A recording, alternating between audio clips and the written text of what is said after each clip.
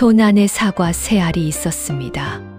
사과라고는 했지만 그게 사과처럼 보이지는 않았어요. 껍질은 시커멓게 물러터져 있었고 군데군데 하얀 곰팡이가 솜처럼 피어 있었지요. 거기서 나는 냄새라는 게 어휴, 말로 다 할 수가 없었습니다.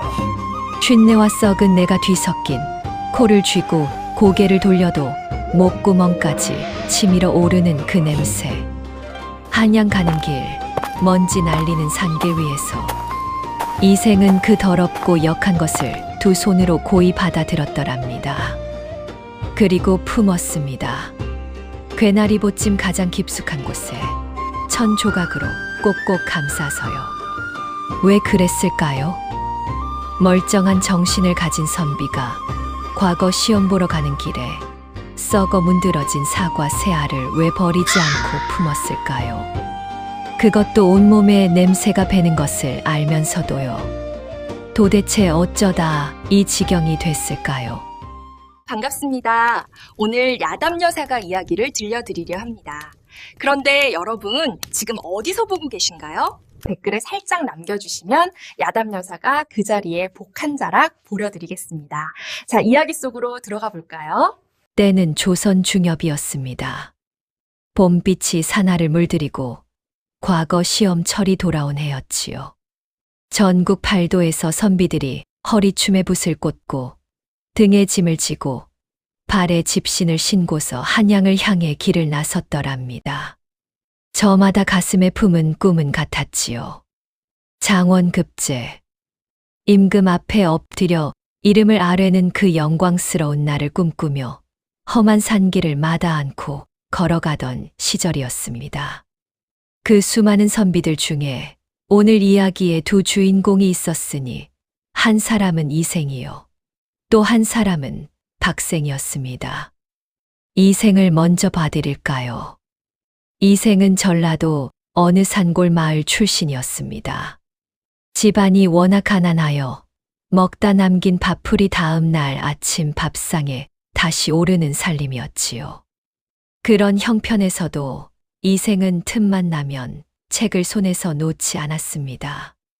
갈라 터진 손으로 밭을 갈다가도 논둑에 앉아 무릎 위에 책을 펼치던 청년이었어요. 옷은 해졌고 집신은 달아 발 뒤꿈치가 땅에 닿을 정도였지요. 하지만 그 눈빛만큼은 어느 귀공자의 것보다도 또렷하고 흔들림이 없었더랍니다. 이생의 등에 들린 괴나리 보찜 안에는 분몇 자루와 먹 한 덩어리, 그리고 어머니가 새벽같이 일어나 지어주신 주먹밥 몇 개가 전부였습니다.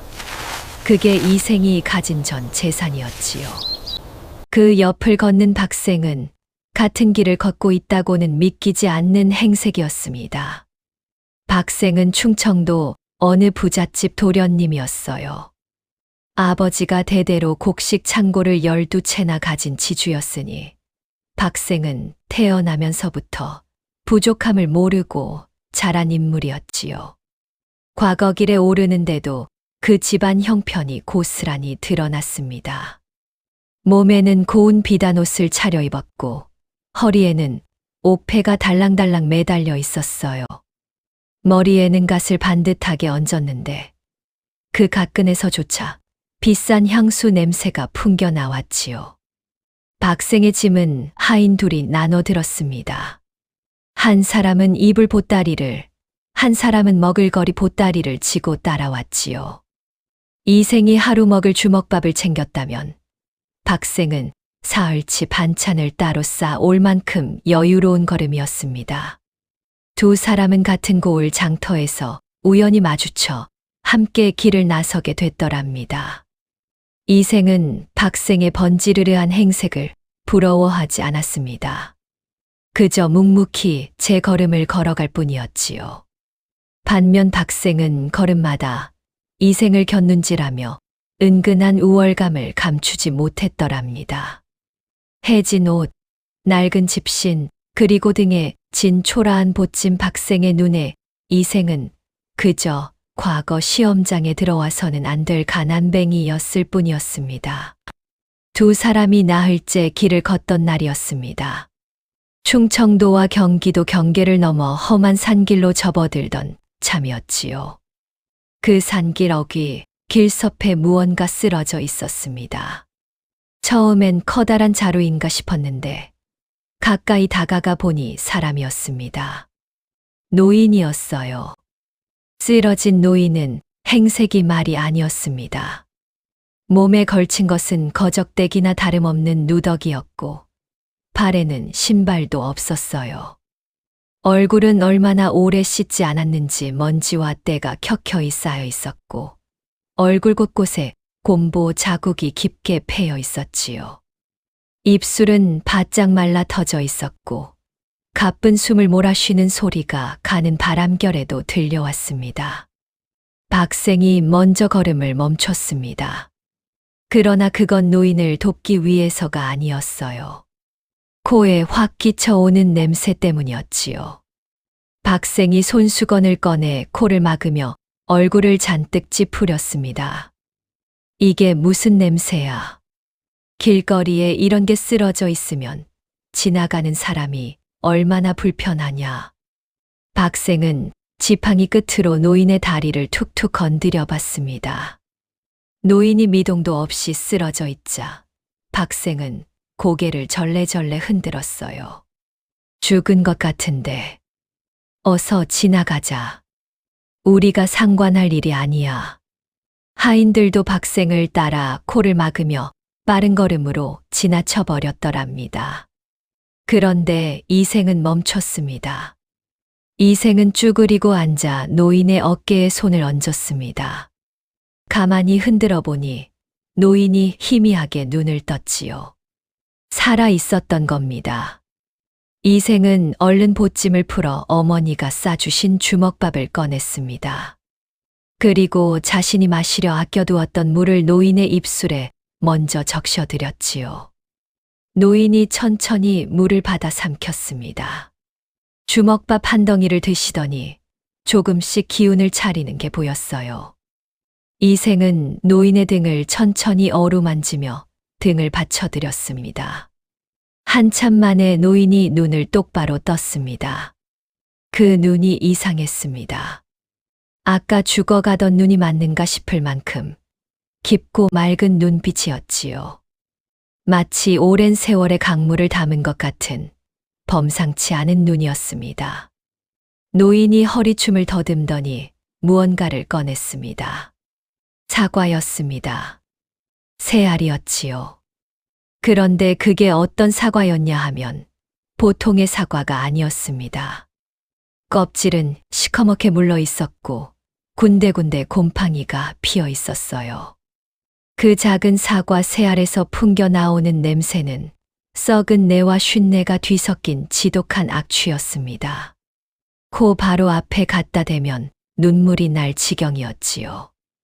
노인이 그걸 이생의 손에 꼭 쥐어 주었습니다. 이생은 말없이 그 사과를 받아들었습니다.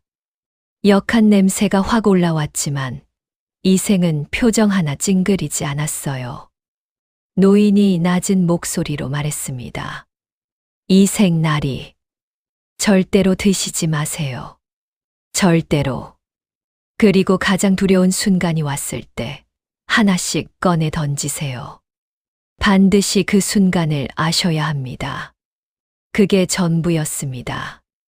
노인은 그 말을 마치고 이생이 잠깐 고개를 돌린 사이 홀연히 사라져 버렸더랍니다. 마치 처음부터 없었던 사람처럼요.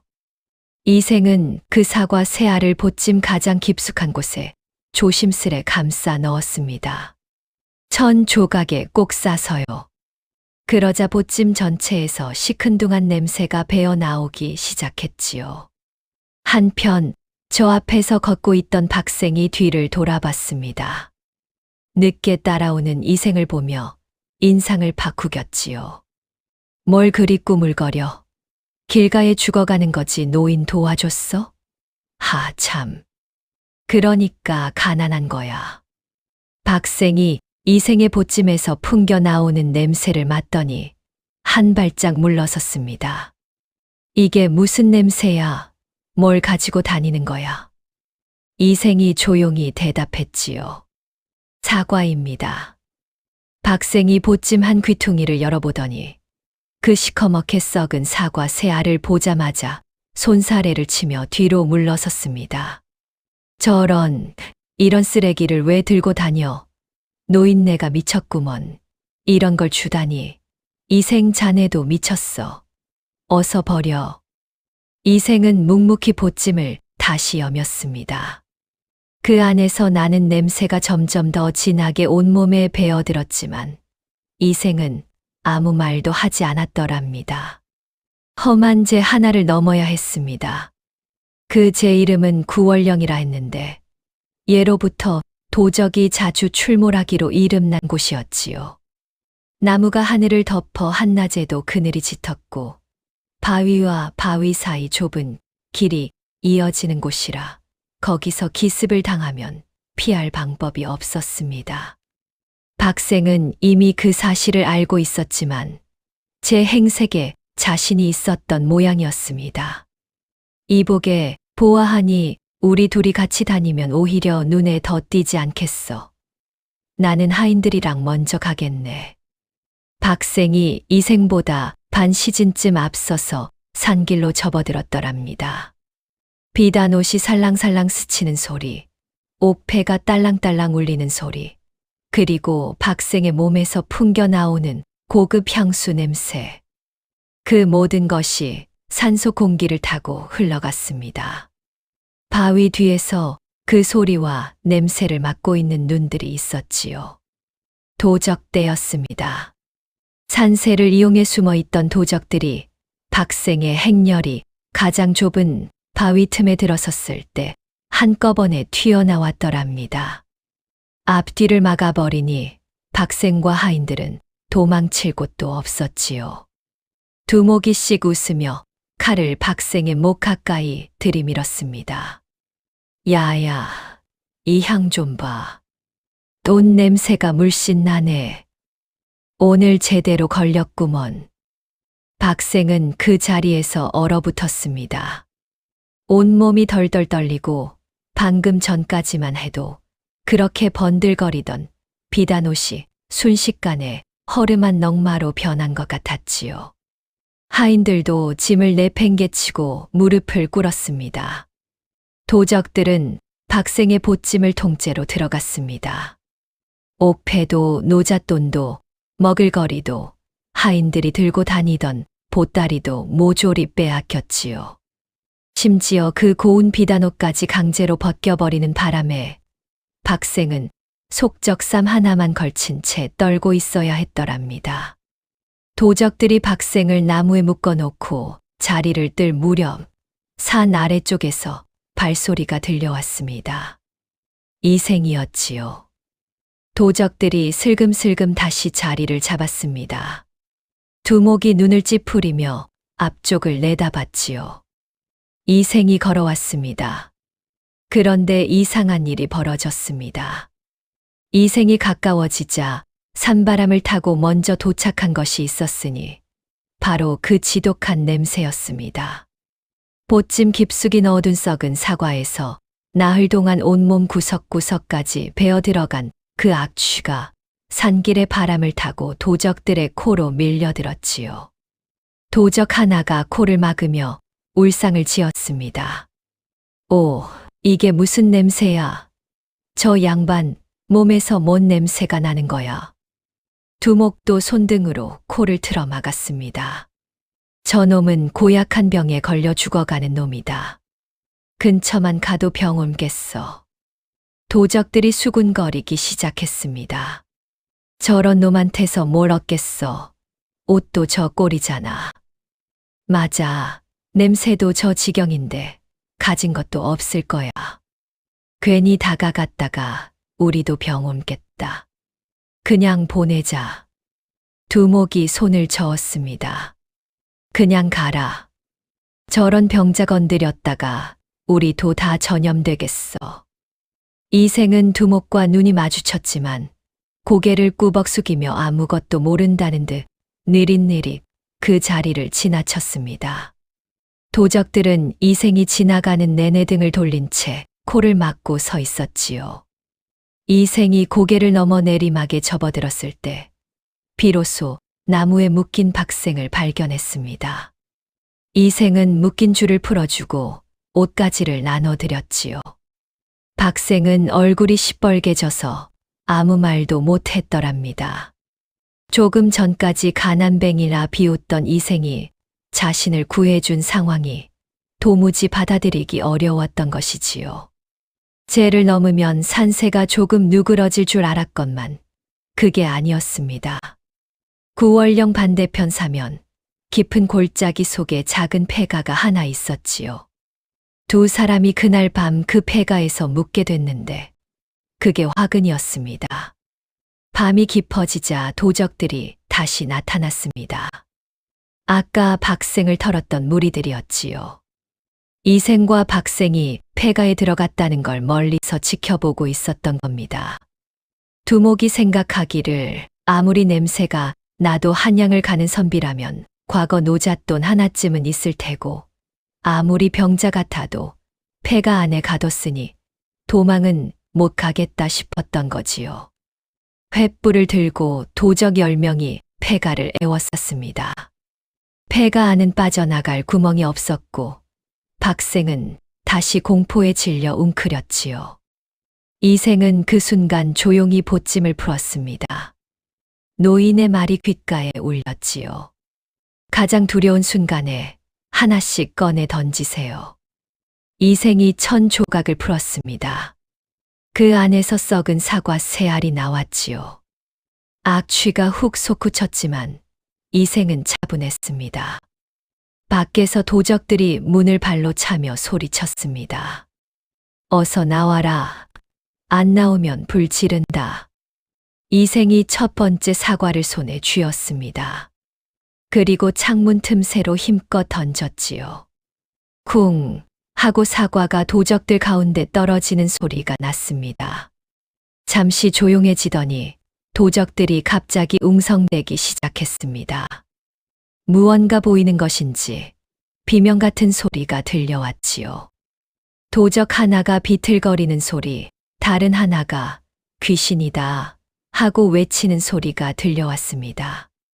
나중에 알고 보니 그 썩은 사과 안에는 오랜 세월 농축된 어떤 기운이 담겨 있어 던지는 순간 짙은 연기가 솟아오르며 그 연기를 마신 이들이 기괴한 환각을 봤다더랍니다. 환각 속에서 도깨비가 나타났느니 불덩이가 날아왔느니 하며 도적들이 제각각 다른 걸 보며 혼비백산했지요. 그러나 그것만으로는 부족했습니다. 10명 중 몇몇은 환각에서 깨어나 다시 폐가를 향해 다가오고 있었거든요. 이생이 두 번째 사과를 꺼냈습니다. 이번에는 문틈으로 던진 게 아니라 지붕의 빈 구멍을 통해 도적들 한가운데로 떨어뜨렸습니다. 그 사과가 땅에 부딪히는 순간 무슨 일이 일어났냐 하면 그동안 보찜 속에서 나흘 동안 숙성된 지독한 악취가 한꺼번에 폭발하듯 터져 나왔더랍니다. 마치 썩은 뇌의 작은 폭탄 같았지요. 반경 10발짝 안에 있는 사람이라면 누구도 버틸 수 없는 그 냄새에 도적들이 하나둘씩 구역질을 하며 쓰러지기 시작했습니다.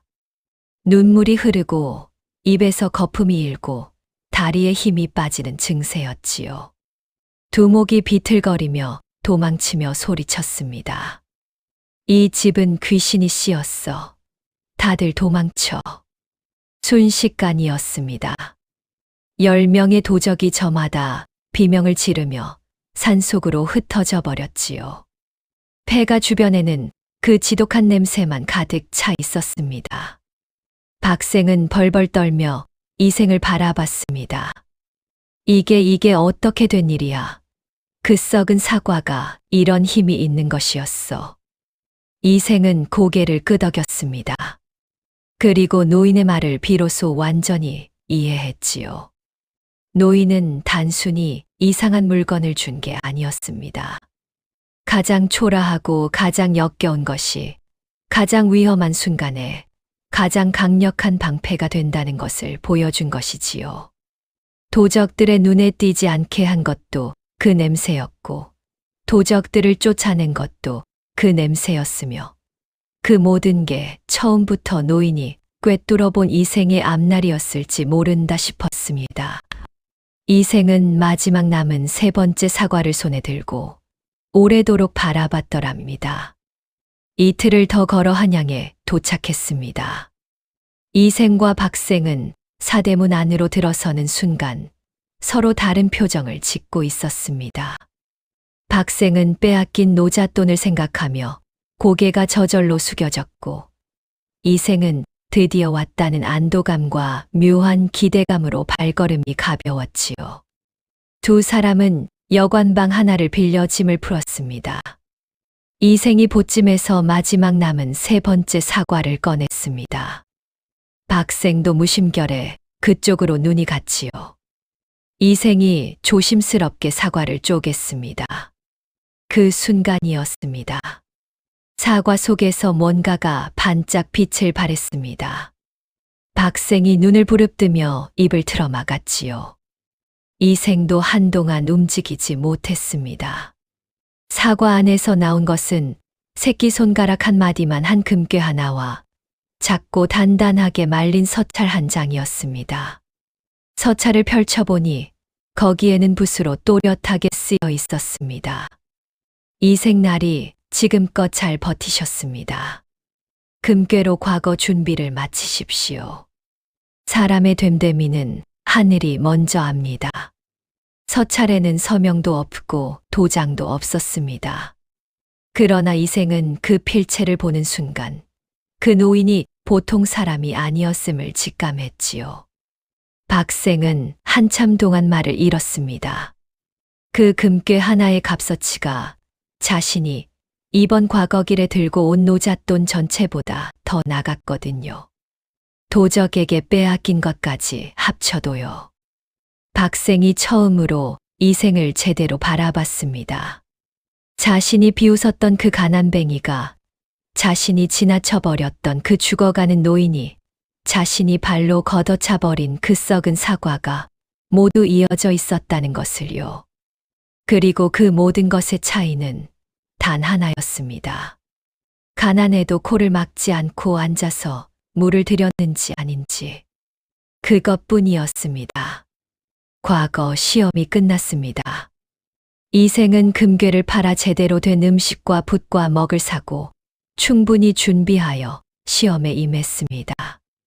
그리고 이생의 이름은 그의 과거 합격자 명단 맨 앞줄 가까이에 올라 있었더랍니다. 박생은 어떻게 됐냐고요. 노잣돈을 다 빼앗겼으니 시험 준비도 변변치 못했고 마음도 이미 흐트러진 상태였습니다. 결국 낙방을 했지요. 그것도 이번 한 번만이 아니었습니다. 몇 해가 지나도 박생의 이름은 합격자 명단에 나타나지 않았습니다. 자만심으로 굳어진 마음이 학문의 길로 들어서는 것을 막고 있었던 거지요. 훗날 이생이 벼슬을 얻어 고향으로 돌아오던 길에 박생과 마주쳤다더랍니다. 박생은 그때 허름한 옷을 입고 장터 한켠에 앉아 글씨를 써주고 돈 몇 푼을 받는 신세가 되어 있었지요. 이생이 가마를 멈추고 박생에게 인사를 건넸지만 박생은 끝내 눈을 맞추지 못했다더랍니다. 무엇이 두 사람의 인생을 갈라놓은 걸까요? 똑같은 산길, 똑같은 도적대, 똑같은 위험이었는데요. 자, 여러분, 오늘 이야기 어떠셨나요? 지금 내 손에 썩은 사과 같은 것이 있다고 느껴지신다면 버리지 마세요. 하늘은 그 안에 무엇이 담겼는지 이미 알고 있답니다. 사람의 됨됨이는 비단 옷에 있지 않아요. 쓰러진 노인 앞에 조용히 쪼그려 앉는 그 마음에 있지요. 오늘도 와주셔서 고맙습니다. 다음 이야기에서 또 뵐게요.